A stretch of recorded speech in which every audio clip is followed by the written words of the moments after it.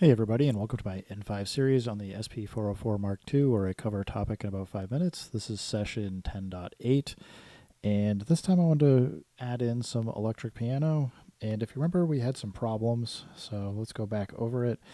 If we go back to bank I, these electric piano sounds are super bassy, and what I really wanted is more of these notes. But I can't play them. There's no way to transpose the notes. So we basically get C1 to D sharp, or C2, C1 or C2 to the D sharp 2 or 3. I forget what the range, I think the range is C1. Anyway, this is problematic because, as I said, you can't play higher up the scale. One thing you could do is record each note off into your pattern bank, but I have been trying to use the sequencer as much as possible. Unfortunately, I think I've hit a point where I can't. So what I'm going to have to do, I'm going to go to pattern mode, and I created this pattern 13, which just has, if we come back, you can see we've got the bass, and we got a couple drum hits coming. And we're going to clear this. That was from another, just testing things out. So there's no pattern information in the arranger here. In Gadget, all the pattern information is coming from the Mark II. So I go hit record, so we actually get into recording. I don't want to record those lower sounds, so what I want to do is we'll just record it like a 1 bar piano here, nothing too crazy. And it didn't record anything because it's not recording the Midi over here on the Mark II, and I have to hit record here to get it to actually record into Gadget. You already hear there's some problems, so I'll show you in a second.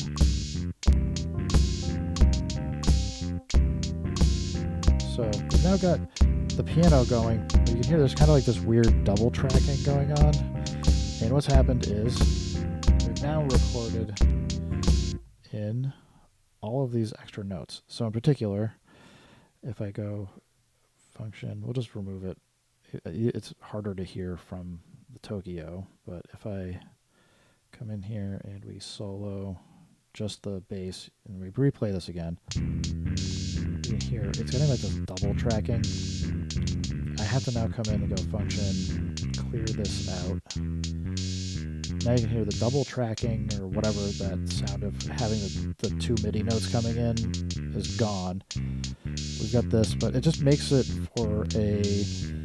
it makes it complicated to try and record a song where you're using the tracker, the sequencer, the pattern sequencer on your Mark II to try and sequence external gear, and then also use the sequencer from external gear. And I think you're going to be better off if you just pick one or the other.